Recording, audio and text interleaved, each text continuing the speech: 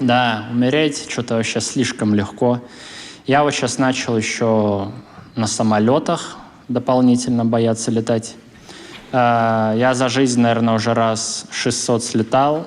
А вот сейчас вот начал бояться, потому что понял, что не может так долго вести. Да. Я уже не хочу играться, знаете, с этими вероятностями. Часто, когда вижу, что у нас будет опытный пилот, я думаю, это херово. Он дохуя летал, я дохуя летал.